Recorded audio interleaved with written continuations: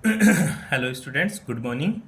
हाँ, अपन ने zero order reaction की बात की थी लास्ट वीडियो में। और जीरो ऑर्डर रिएक्शन के लिए अपन ने दो तीन चीज़ फाइंड आउट की थी। पहला अपन ने जो जीरो ऑर्डर रिएक्शन के लिए बताया था मैंने आप लोगों को कि भाई तेरे को के का पता होना चाहिए। के क्या है? के नोट।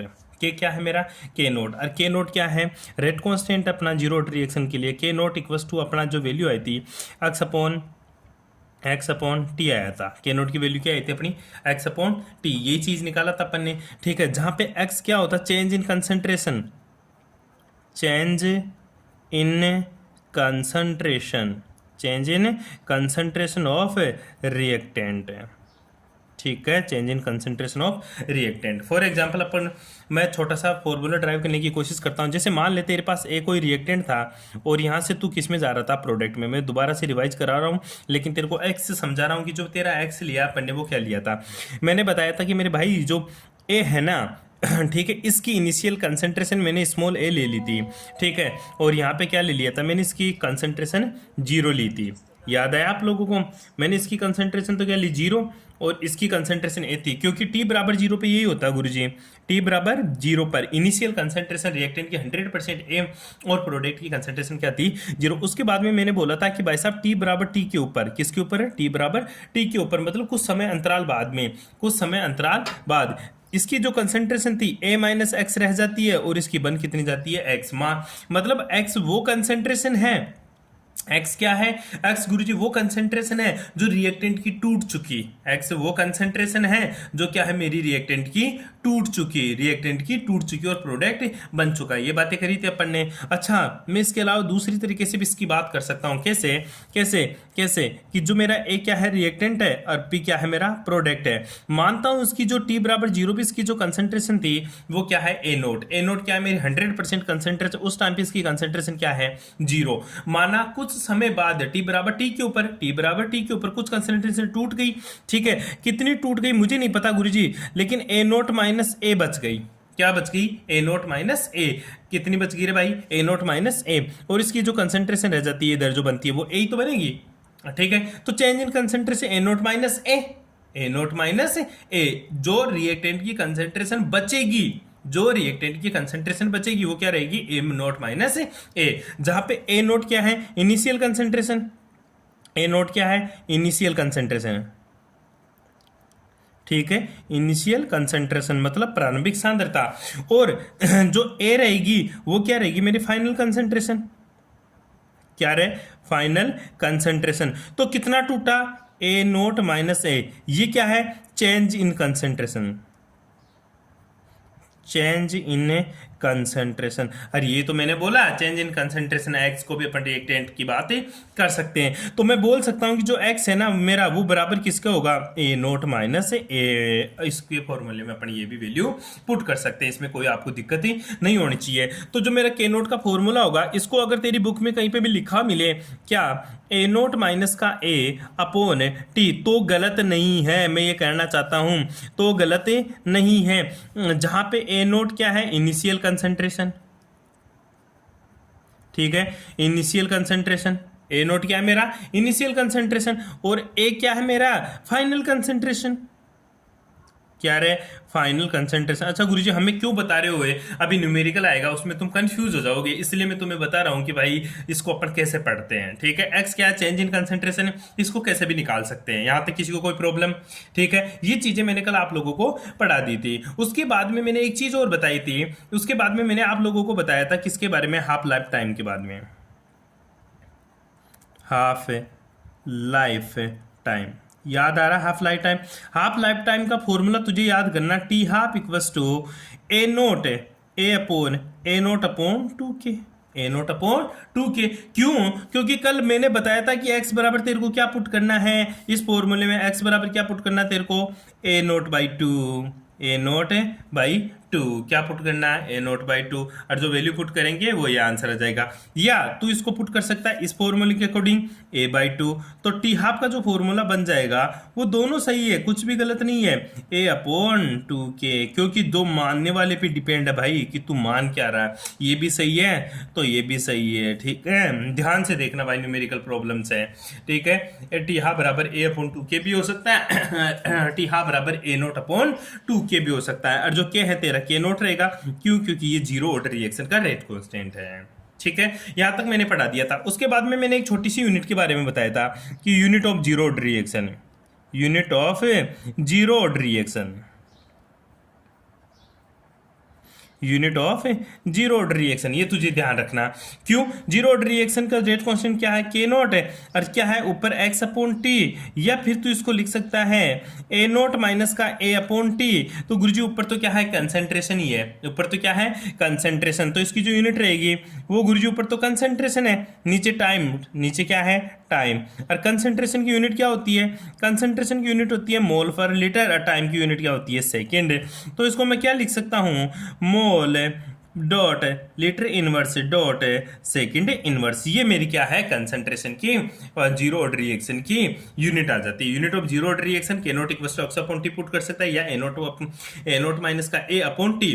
तो कंसंट्रेशन किसके बराबर? कंसंट्रेशन अपॉन टाइम, तो मोल पर लीटर डॉट सेकेंड, अथवा इसको लिख सकते हैं मोल लीटर इनवर्स सेकेंड इनवर्स। ये तीन चीज तुझे याद रखनी है भाई, तीनों फॉर्मूले तुझे आने चाहिए।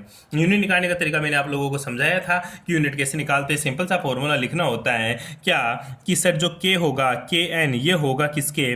कंसंट्रेशन की power one minus N dot second inverse है।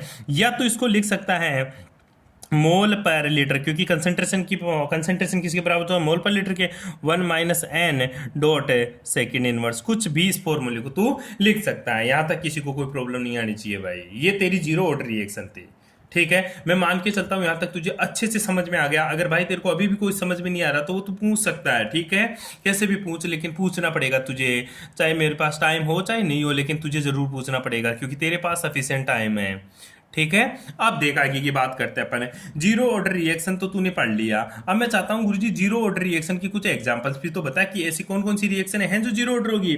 हालांकि मैंने आप लोगों को पहले बता दिया कि जो रिएक्शन लाइट की प्रेजेंस में होती है ना, जो रिएक्शन लाइट की, देख कंडीशन देख ले, हालांकि बुक में मिल जाएगी बहुत सारी। पहली कंडीशन यह है जीरो ऑर्डर रिएक्शन होने के लिए कि ये रिएक्शन किसकी प्रेजेंस में होनी चाहिए? या तो लाइट की प्रेजेंस में या हीट की प्रेजेंस में। ठीक है, इन दोनों की अगर उपस्थिति के अंदर जो भी रिएक्शन होगी वो रिएक्शन कहलाएगी तेरी जीरो ऑर्डर रिएक्शन। कौन सी?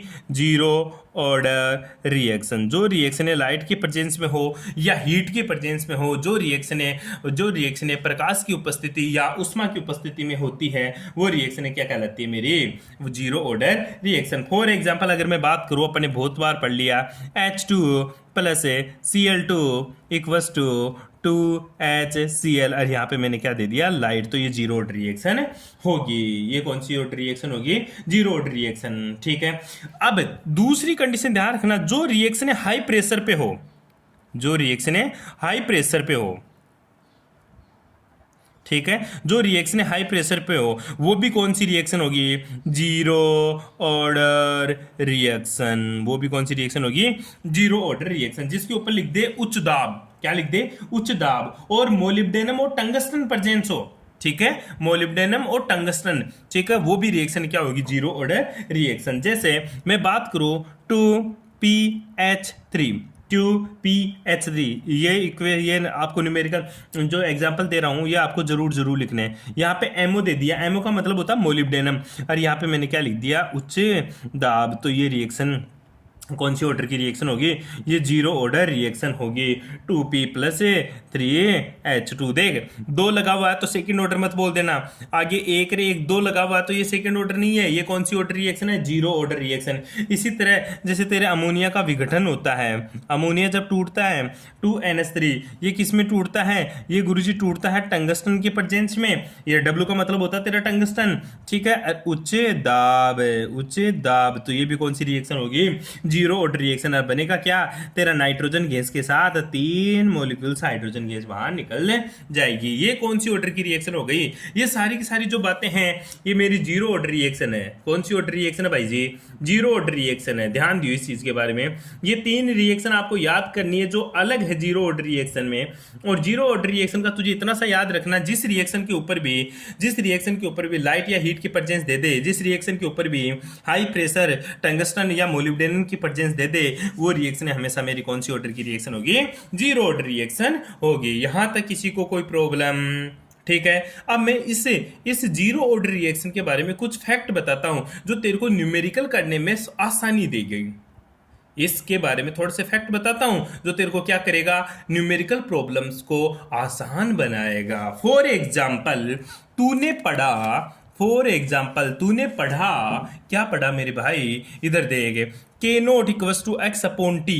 के naught equals to x upon t. K naught क्या है, जीरो ऑर्डर रेट कांस्टेंट। ये तो कांस्टेंट है, रेट कांस्टेंट है, ये जीरो ऑर्डर रेट कांस्टेंट है रे। अरे क्या है, जीरो ऑर्डर रेट कांस्टेंट। तो जीरो ऑर्डर रेट कांस्टेंट है तो कांस्टेंट का तो कुछ बिगड़ना नहीं है, कांस्टेंट तो हमेशा कांस्टेंट होता है। तो बता मैं इसको ऐसा लिख सकता हूं क्या, देख इसको ऊपर लिखने की कोशिश कर रहा हूं, क्यों, क्योंकि तेरे को समझाना मुझे, ठीक है। इसको ऊपर लिखने की कोशिश कर रहा हूं क्या, कि गुरुजी इस टी को इधर भेज दे। तो मैं इसको लिख दूं के नोट टी इक्वस टू क्या, एक्स। के नोट टी इक्वस टू क्या, एक्स। तो इसको मैं ऐसा भी तो लिख सकता हूं ना, क्या t is directly proportional to x, अथवा x is directly proportional to t. X is directly proportional to t, x is directly proportional to t. इससे समझ तू बात को मैं क्या समझाना चाहता हूं, ऐसा क्यों कर रहा है तू गुरुजी। ऐसा इसलिए कर रहा हूं बेटा कि ध्यान दे, जो टी है ना, टी मतलब समय, समय मतलब तेरा टाइम। जो टाइम है ना, जो टाइम है ये किसके प्रोपोर्शनल टू है, change in concentration of reactant. Change in concentration of reactant, change in concentration of reactant. Time है वो मेरा डायरेक्टली प्रोपोर्शनल टू है change in concentration of reactant. कि जितना चेंज रिएक्टेंट की कंसंट्रेशन में होगा उतना ही चेंज किस में होगा, टाइम में होगा। मान ले मैं रिएक्टेंट की कंसंट्रेशन में 10 गुना बदलाव कर दूं तो टाइम में रिएक्टेंट की कंसंट्रेशन में 10 गुना बदल दूं, मतलब रिएक्टेंट की कंसंट्रेशन टूटकर इनिशियल कंसंट्रेशन की 10 गुना ही रह गई, 10 गुना कम रह गई, तो टाइम भी कितना, उतना ही कम रहेगा गुरुजी, उतना ही कम रहेगा। फॉर एग्जांपल, छोटा सा ऊपर ही एग्जांपल करने की कोशिश करता हूं। मान ले मेरा t बराबर 2 सेकंड पर, t बराबर 2 सेकंड पर इनिशियल कंसंट्रेशन है, नोट का मान कितना, इनिशियल कंसंट्रेशन 50% थी, इनिशियल कंसंट्रेशन 50%, 10% थे ऐसे मान ले। t बराबर 0 पर इनिशियल कंसंट्रेशन में जो चेंज था वो 10% था, ठीक है। और तो टाइम बता कब इसकी जो इनिशियल कंसंट्रेशन बदलकर चेंज 90% ही रह जाएगी। कितना, चेंज इन कंसंट्रेशन ले ले तू, चेंज इन कंसंट्रेशन ले ले, एक्स बराबर 10% था तो 90% कितने टाइम में हो जाएगी। देख मेरे भाई इसमें कितना गुना बदलाव हुआ गुरुजी, 9 गुना, 10 का 9। पहले 10% थी अब कितना, 90। पहले 10% अब 90, तो कितना गुना बदलाव हुआ, 9। तो टाइम में भी गुरुजी 9 गुना ही बदलाव होगा। तो 9 को 2 से गुणा कर, 9 दूनी 18। तो आंसर क्या आ जाएगा तेरा, 18 सेकेंड। ये है कंपटीशन कंपटीशन एग्जाम में क्वेश्चन करने का तरीका। क्यों यहां नहीं कर सकते, यहां इसलिए नहीं कर सकते हैं क्योंकि अपन को लिखना पड़ेगा, उसको समझाना पड़ेगा कैसे न्यूमेरिकल सोल्व होता है भाई। बेटा को समझ में, अरे बेटा कुछ इस तरह से अपन को न्यूमेरिकल सोल्व करने में फायदा आएगा, इसलिए मैंने तेरे को बताया। तू इतना सा ध्यान रखना, जीरो ऑर्डर रिएक्शन में जितनी तू कंसंट्रेशन में चेंज करेगा उतनी ही टाइम में बदलाव आएगा। जीरो ऑर्डर रिएक्शन में जितना अगर कंसंट्रेशन में बदलाव करूंगा मैं उतना ही टाइम बदलेगा मेरे भाई, पक्का, ठीक है। अब न्यूमेरिकल करके देखते अपन दो, ठीक है जी। देखो एक बार, अब देखो तो मैं एक न्यूमेरिकल सोल्व कराता हूं मैं, ठीक है। एक छोटा सा न्यूमेरिकल है, आपको दोनों को सुनना, हिंदी और इंग्लिश मीडियम वालों को, ठीक है। न्यूमेरिकल करना आना चाहिए, इसके लिए बहुत बड़ी बात है कि आपको न्यूमेरिकल ही आए, ठीक है। सिंपल सी बात है। फॉर ए रिएक्शन, एक रिएक्शन है, ठीक है। फॉर ए रिएक्शन, एक रिएक्शन दे रखी है तुझे, जीरो ऑर्डर रिएक्शन। कौन सी, जीरो ऑर्डर रिएक्शन। रिएक्शन है ए से बी, ठीक है। एक रिएक्शन है जो ए से पी जा रही है, और कौन सी रिएक्शन है, zero order reaction, zero order, ठीक है। ये कौन सी ऑर्डर रिएक्शन है, जीरो। अगले ने खुद ने बता दिया कि ये रिएक्शन मेरी कौन सी है, जीरो ऑर्डर रिएक्शन। और बोला इफ इनिशियल, ठीक है, if time taken for 50% completion is 2 minutes. बोल रहा है कि टाइम ले रहा है कितना, 50%, 50% कंप्लीटेशन, कितना टाइम लिया, 2 मिनट, ठीक है। कितना मिनट, 2 मिनट, ठीक है। कितना मिनट, 2 मिनट। कितना परसेंट कंप्लीट होने में, 50% कंप्लीट होने में, ठीक है। If time taken for 50% completion is 2 minute है, find the time required for 75% completion. Find the time required for 70% completion of reaction, मतलब 75% कंप्लीट होने में ये कितना टाइम लेगा। फॉर 75% कंप्लीटेशन, ठीक है, find the time required for 75% completion of reaction, कि 75% कंप्लीटेशन में कितना टाइम लेगा। बेटी चीज समझ में, अरे कितना टाइम लेगा ये बता रहा है, ठीक है भाई। अरे कोई दिक्कत यहाँ तक है, ठीक है। अब देख, अब तेरे को हिंदी मीडियम में सुन ले कि एक रिएक्शन है ए से पी, ये 0 कोटि की अभिक्रिया है। इस अभिक्रिया में 50% पूर्ण होने में 2 मिनट का समय लगता है। तो इसी अभिक्रिया को 75% पूर्ण होने में कितना समय लगेगा, ऐसा हिंदी मीडियम वाले क्वेश्चन लिखेंगे, ठीक है। अब सॉल्यूशन देगी इसका सॉल्यूशन देखते हैं। सबसे पहले इसका क्या देखेंगे, सॉल्यूशन, ठीक है। अब इसने बताया अपन को एक फॉर्मूला पता होना चाहिए। फॉर्मूला कौन सा, जो ही 0 कोटि अभिक्रिया वाला। मैंने बोला था कि जो K0 है वो क्या है मेरा, x अपॉन टी। K क्या है मेरा, x अपॉन टी, ठीक है। और जो x है वो मेरा क्या है, A0 माइनस का A upon T, A0 minus का A अपॉन टी, जहाँ पे A0 क्या है, इनिशियल कंसंट्रेशन, ए क्या है मेरा, फाइनल कंसंट्रेशन, कि गुरुजी अब कितनी कंसंट्रेशन बच रही है। ये तो प्रारंभिक सांद्रता, ये अंतिम सांद्रता, हिंदी में लिख ले तू, प्रारंभिक सांद्रता, ये क्या है मेरी, अंतिम सांद्रता, ठीक है भाई। अब मुझे बता, पहली लाइन दे रखी है 50% कंप्लीट होने में, मान लेता हूं मैं, क्या मान लिया मैंने, क्या मान लिया मैंने, कि जो मेरी कंसंट्रेशन है A0, ये मैंने क्या मान ली, 100% है। कितनी है, 100% है, मान लिया तूने, कितनी है, 100%। हाँ, मैंने क्या मान लिया कि जो मेरी इनिशियल कंसंट्रेशन है, मतलब प्रारंभिक जो सांद्रता रहेगी वो मेरी क्या है, 100% है। जो मेरी प्रारंभिक सांद्रता है वो मेरी क्या रहेगी, 100% है। कोई दिक्कत यहाँ तक, ठीक है। अब जो 100% है, तो अब ए कितनी बची, बोल रहा 50% कंप्लीट हो गई, बोल क्या रहा है, 50% कंप्लीट हो गई। तो अब फाइनल कितनी बची भाई, बोल रहा 50% कंप्लीट हो गई। कितनी कंप्लीट हो गई, 50%। तो एक कितना बचा गुरुजी, 100 में से 50 गया तो 50 ही तो बचा, 100 में से 50 गया तो 50% ही रह गई, ठीक है। ये मेरी फाइनल कंसंट्रेशन है, ठीक है। तो मैं फॉर्मूला अप्लाई करूंगा, कौन सा, KT वाला। इसमें वैल्यू पुट करूंगा तो मेरा K0 कितना, K0 इक्वल्स टू A कितना, A0 कितना 100%, AT कितना 50, और इसमें कितना समय ले रहा है, टाइम कितना लग रहा है इस चीज में, 2 मिनट का टाइम लगा गुरुजी, ठीक है। तो बटा 2, तो मैं इसको लिख सकता हूं क्या, 50/2, इक्वेशन नंबर 1, ठीक है।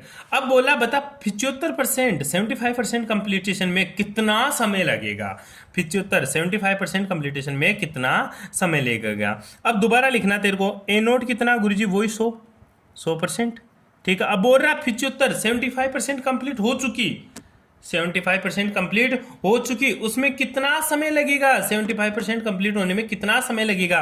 अब जब 75% कंप्लीट हो गई, 75% कंप्लीट हो गई, तो बची कितनी, क्योंकि अंतिम सांद्रता भी चाहिए मुझे, फाइनल कंसंट्रेशन। तो गुरुजी जो मेरा ए रहेगा वो 25% ही बचा।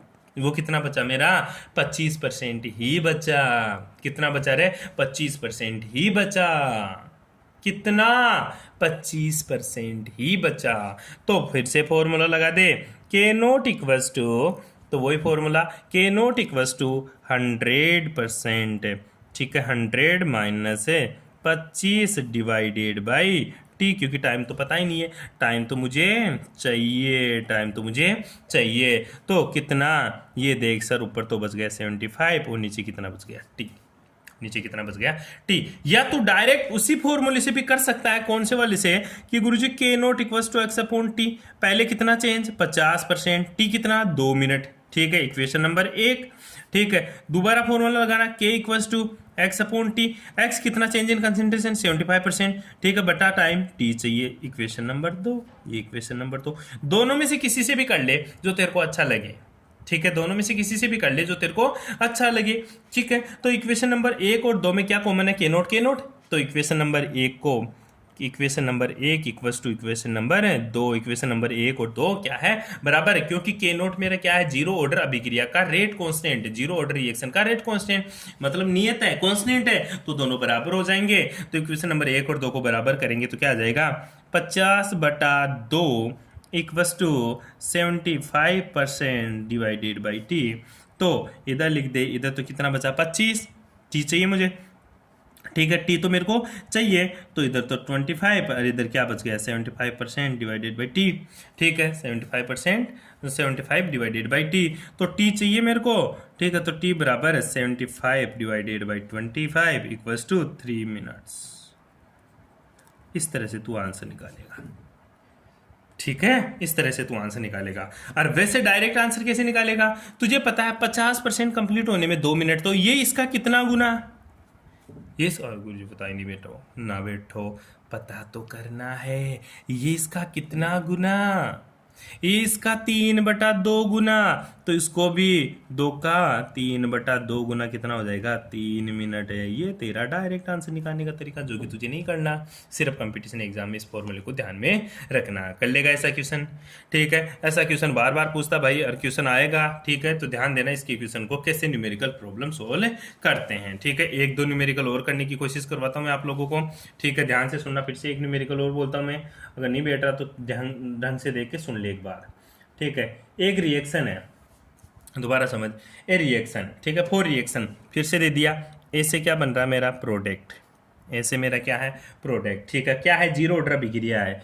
ठीक है। If time 2 minutes for 50% completion, 2 minute का समय लेती है 50% कंप्लीट होने में, तो फाइंड टाइम रिक्वायर्ड फॉर, देख टी बराबर 2 मिनट, 2 मिनट का समय ले रही है भाई साहब, कितना कंप्लीट होने में, 50% कंप्लीट होने में, ठीक है। तो x बराबर 50%, रिमेनिंग भी तो 50 ही होगा, ठीक है। तो बता रहा है भाई, तो टाइम रिक्वायर्ड बता 33%, 33.33% कंप्लीट होने में, तो x की वैल्यू कितनी,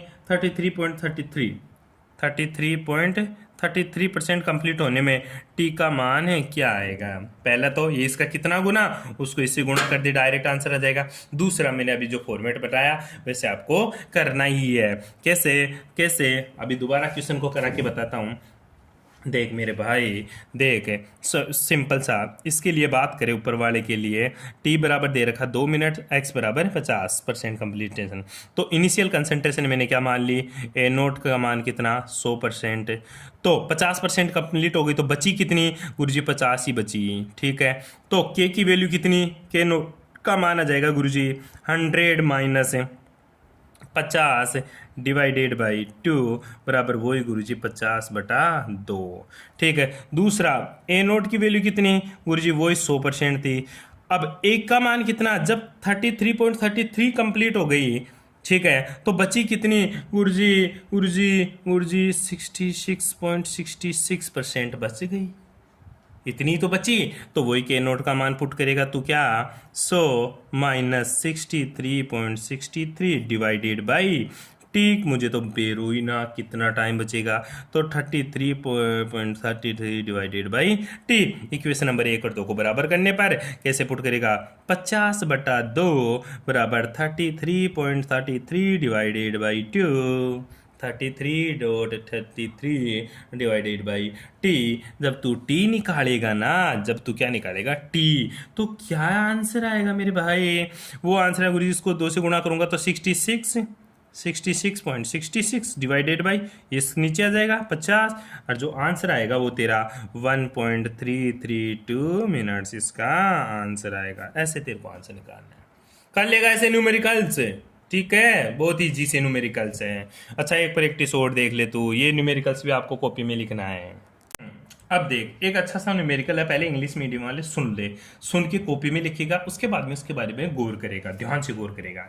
सुन इस न्यूमेरिकल को, the rate constant for a reaction of zero order is ठीक है, मतलब रेट कांस्टेंट दे रखा है जीरो ऑर्डर रिएक्शन के लिए।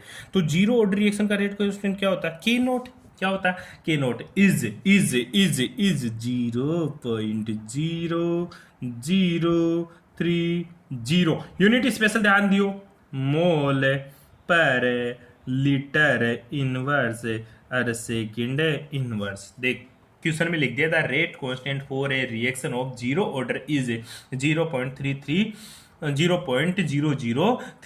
मोल लीटर इनवर्स सेकंड इनवर्स। अब एक ध्यान से सुन ले, ये डायरेक्ट ऐसे भी लिख देता ना तो तेरे को खुद से दिमाग लगाना पड़ता कि कौन सी ऑर्डर की रिएक्शन है। मान ले मैं डायरेक्ट रिएक्शन को ऐसे क्वेश्चन बोलता, the rate constant for a reaction is 0.0030 mole litre inverse second inverse. तो तू कौन सी ऑर्डर की मानता?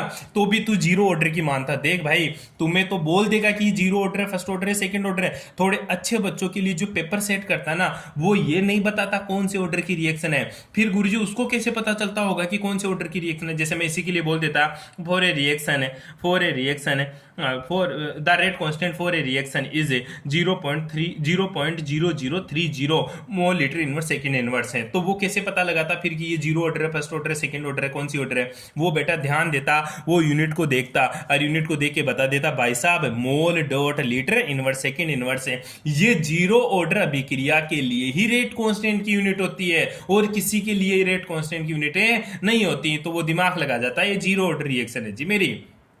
और कंपटीशन एग्जाम में क्या आता है सुन ले, देख the rate constant of a reaction equals to 0.0030 mole dot litre inverse dot second inverse है। ठीक है, तो आगे पूछ लेगा बताइए कौन सी ऑर्डर की रिएक्शन है, तो तेरे को बस यूनिट देख के बताना पड़ता है वहां पे जीरो ऑर्डर रिएक्शन है।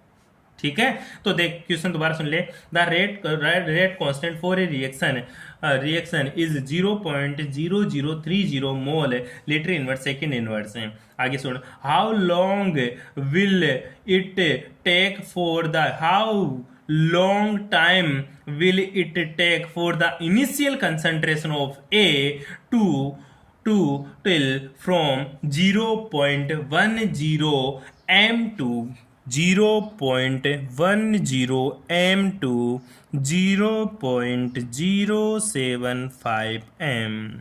m का मतलब होता है मोलरिटी, मोलरिटी मतलब मोलरता तेरी।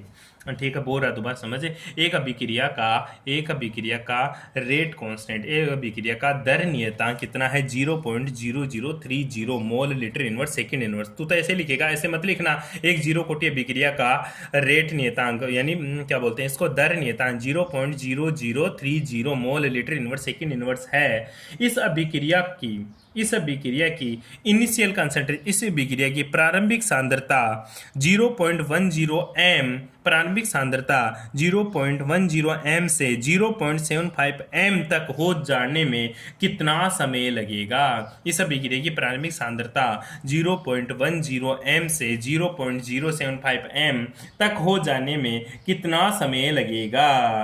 ठीक है, रेट कांस्टेंट दे दिया। और जो ये दे रखा है ना, ये जो दे रखा ना, ये ए नोट का मान दे रखा है। ये जो दे रखा ना, ये ए नोट का मान दे रखा है, और ये जो दे रखा ना वो ए का मान दे रखा है। ध्यान दियो इस चीज के बारे में। अब ऐसे नहीं करेगा इन दोनों का डिफरेंस ए लूंगा, नहीं भाई, बोल रहा है कि ये इसकी इनिशियल कंसंट्रेशन, इसकी फाइनल कंसंट्रेशन है। दोबारा सुन ले, एक जीरो कोटि अभिक्रिया के, मैं बोल रहा हूं पहले क्वेश्चन लिखेगा, उसके बाद में तू क्वेश्चन को सोल्व करने की कोशिश करेगा। ठीक है, वीडियो को भी आगे तभी देखेगा, तब पहले क्वेश्चन लिखेगा। एक जीरो कोटि अभिक्रिया का वेग नियतांक 0.0030 mole litre inverse second inverse है। इस अभिक्रिया की प्रारंभिक सांद्रता 0.10 m से अंतिम सांद्रता 0.075 m होने में कितना समय लगेगा? यहां तक होने में तो अंतिम सांद्रता हुई ना, ये अंतिम सांद्रता हुई ना। पहले वाले क्वेश्चन में क्या होता था? पहले वाले क्वेश्चन में तो वो चेंज देता था, अब वाले क्वेश्चन में बता दिया भाई साहब पहली तो ये है और आखिरी ये है, तो बता यहां से यहां तक जाने में इसको कितना समय लगा? बस सिंपल, तो के नोट की वैल्यू पुट कर दे, k naught equals to A naught minus का A divided by t. A naught का मान कितना दे दिया तेरे को? 0.10। ए नोट एक का मान कितना? 0.075। ठीक है, और टी मेरे को पता नहीं है, लेकिन गुरुजी मुझे ये पता है के नोट का मान कितना दे दिया उसने, 0.0030।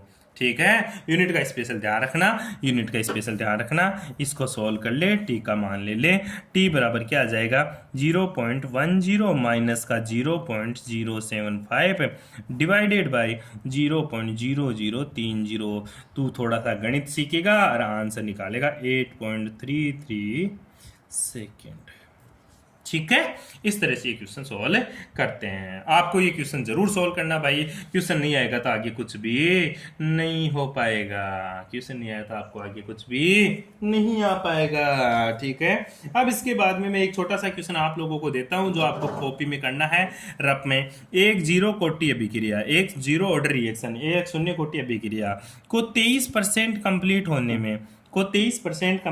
में 3 मिनट का समय लगता है, तो इसी अभिक्रिया को 93% कंप्लीट होने में कितना समय लगेगा? सभी बच्चे करके मेरे को व्हाट्सएप पे मैसेज करेंगे, जो नहीं करेगा उसको मैं मानूंगा वो नहीं पढ़ रहा। इसी से पता चलेगा आपने कितनी क्लासें अटेंड की। एक जीरो कोटि अभिक्रिया को 23% कंप्लीट होने में 3 मिनट का समय लगता है, और 93% कंप्लीट होने में उसे कितने मिनट का समय लगेगा। ठीक है जी, थैंक यू।